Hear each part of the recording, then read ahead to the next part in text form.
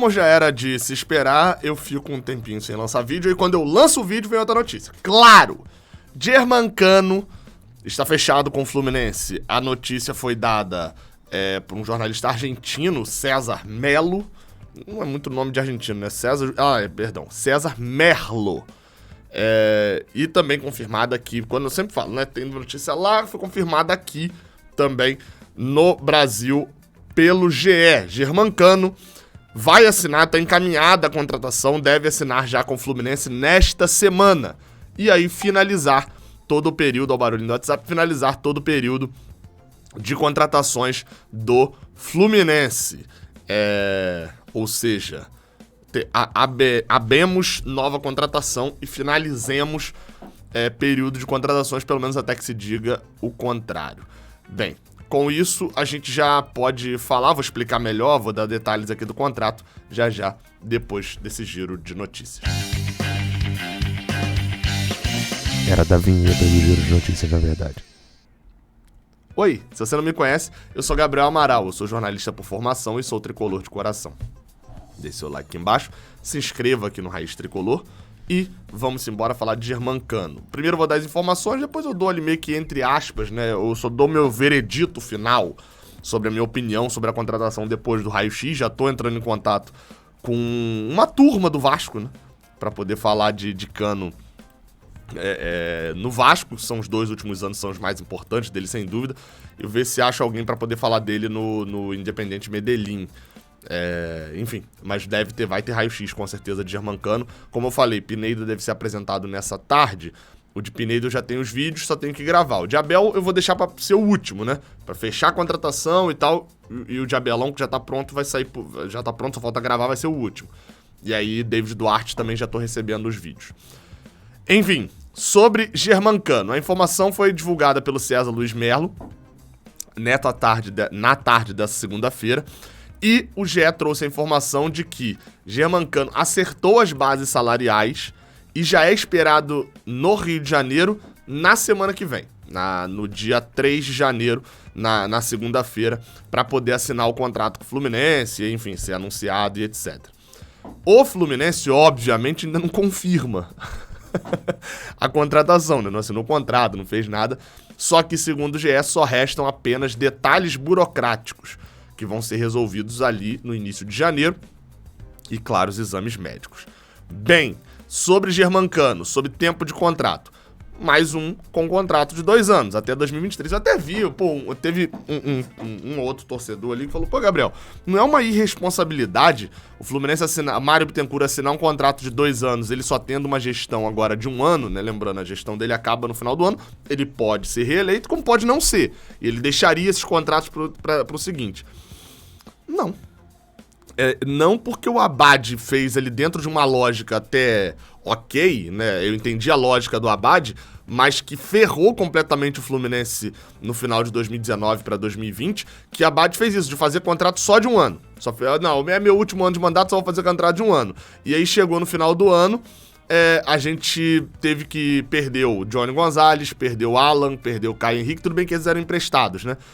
Danielzinho, perdeu uma série de jogadores que tinham contrato acabando em dezembro. Aí você fala, Gabriel, Johnny Gonzalez, na época era importante, meu amigo. Na época era. Então, uma série de jogadores tinha contrato apenas até o final do ano e acabava junto com o mandato. E aí você coloca o novo presidente para assumir, no caso do Abad, até antecipou a eleição e o Mário assumiu em junho. Então ele teve tempo para negociar alguns tipos de contrato ali. E não negociou, né? Abraço para Evanilson.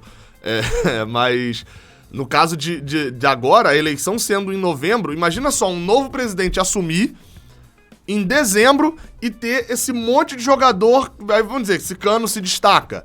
Aí em dezembro, um novo presidente vai assumir para poder começar a negociar e etc. Enfim, assim, é realmente uma coisa muito sem lógica, é uma reclamação que não faz muito sentido. Normalmente, os contratos, hoje em dia, os mínimos são assinados de 2 anos. Contrato de 1 ano é quando é contrato de risco, que é, por exemplo, o que deveria ser o contrato de Wellington, né? É o que deveria ser o contrato de risco. Você faz e não renova. Mas para jogadores assim, normal, tipo o Germancano, não é um risco, né? Ele pode não ir muito bem e tal, mas é uma contratação que, a gente tá falando de um cara, nas últimas 4 temporadas, fez mais gols do que todos os atacantes nossos. Não é isso, Germancano? Nas últimas 4 temporadas, se Germancano tivesse jogado no Fluminense, ele teria sido artilheiro do Fluminense, óbvio. Ah, Gabriel, mas ele jogou na Série B. Não, ele jogou na Série B uma temporada. Na outra ele jogou no Independiente Medellín. Ah, mas o Campeonato Colombiano não é tão forte. O Independiente Medellín também não. Também não é o principal time hoje da Colômbia, não. Jogou num Vasco rebaixado, e num Vasco na Série B que não subiu, e fez 41 gols em 2019, 33 em 2018. Isso pelo Medellín. Fez 36, na verdade, consideram jogos pelo Pachuca. E fez 24 gols pelo Vasco em 2020 e 19 em 2021. Enfim, então não é uma... Aí eu não tô falando que a contratação é boa, não. Eu tô falando aqui que não é o Wellington, entendeu? Não é a contratação de Wellington, não é um cara que vem em decadência, por exemplo. Sobre Germancano, então já expliquei a questão dos 2 anos de contrato. Tem um detalhe que o contrato dele, ele ainda é jogador do Vasco, tá? O contrato dele só acaba dia 31 de dezembro. Mas, obviamente, já teve adeus, ele não fica no Vasco. Então é isso. O cenário sobre Germancano é esse. O jogador não fica no Vasco, vem pro Fluminense. E o Fluminense, assim, pelas informações que a gente tem, encerra suas contratações. A não ser que haja uma reviravolta nos casos de negociações já feitas, como pedidos de Abel, como o caso de Rodinei, ou então que surja uma nova grande oportunidade de mercado, que não é o que deve acontecer. O Fluminense teve uma dificuldade imensa, criada em parte, inclusive pelo próprio Fluminense, para montar o elenco de 2021 e chegou no final já com a xepa do mercado. Dessa vez se antecipou e conseguiu pegar basicamente quem queria nesse mercado agora, né? O único que o Fluminense quis e não conseguiu, de fato, eu diria que foi Ricardo Goulart. O Fluminense queria e desistiu. Mas não tomou um não, né? Talvez Gilberto também. O Fluminense tinha muito interesse em Gilberto, mas não conseguiu a contratação. Aí não sei se já desistiu muito no início, etc. Então meio que o elenco do Fluminense está formado.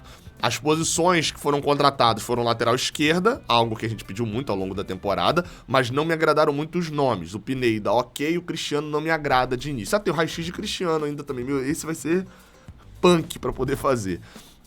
Posição contratada de zagueiro, David Duarte chega. Não era uma posição que a gente pedia tanto, mas traz qualidade e é um jogador promissor, né? Outra posição contratada foi a posição de volante, no caso de Felipe Melo. Esse é um que traz experiência e pra mim melhora muito mais o banco do que o time titular. Gabriel, melhora o banco? Porque se ele vai disputar a posição com o André, o que eu não acredito que aconteça, mas mesmo que o reserva de André era o Wellington.